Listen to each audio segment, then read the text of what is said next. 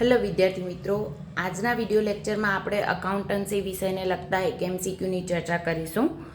રાસના ધંધામાં થયેલ અસામાન્ય નુકસાન નીચેના ખાતે ઉધાર થાય છે. ઓપ્શન એ રાસ ખાતે, ઓપ્શન બી વીમા કંપની ખાતે, ઓપ્શન સી સામાન્ય નફા નુકસાન ખાતે કે ઓપ્શન ડી કોઈ પણ ખાતે નહીં. આપણો સાચો જવાબ છે કોઈ પણ ખાતે નહીં. ઘણા વિદ્યાર્થીઓને થશે કે કોઈ પણ ધંધામાં અસામાન્ય નુકસાન થાય તો એનું ખાતું બંધ કરીને આપણે સામાન્ય નફા નુકસાન ખાતે લઈ જતા હોઈએ છીએ, પણ રાસના ધંધામાં એનું નુકસાન સામાન્ય નફા નુકસાન ખાતે જતું નથી.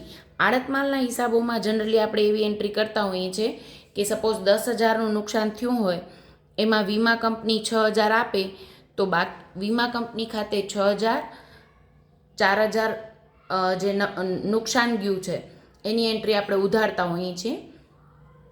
એટલે કે વીમા કંપની ખાતે ઉધાર 6,000, સામાન્ય નફા નુકસાન ખાતે ઉધાર 4,000, તે આડતમાલ ખાતામાં આપણે જમા બાજુ નોંધ કરતા હોઈએ છીએ.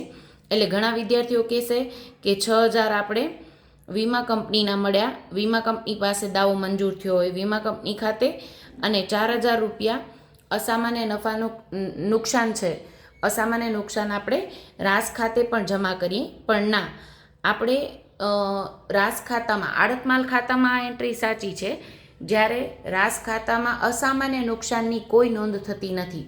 એટલે કે આપણે આ 4,000 આપણે જમા કરીશું નહીં, એટલે કે આપણે એને સામાન્ય નફા નુકસાન ખાતે ઉધાર્યા નથી, રાસ ખાતે આપણે એને જમા કર્યા નથી, જેથી રાસ ખાતામાં આપોઆપ જમા એન્ટ્રી ન થાય, એટલે એની ઇનડાયરેક્ટ અસર નફા ઉપર આવી જશે.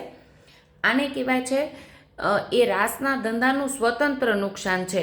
એટલે રાસ ખાતું જ એ નુકસાન ભોગવશે. સામાન્ય નફા નુકસાન ખાતે એ નુકસાન લઈ જવાનું ન હોવાથી એની કોઈ નોંધ થતી નથી.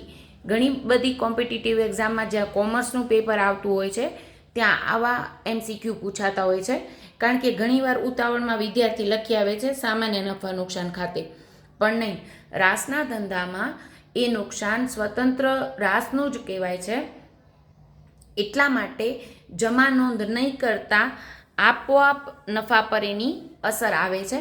એટલે આપણે આ વ્યવહારની અસામાન્ય નુકસાનની કોઈ નોંધ થતી નથી.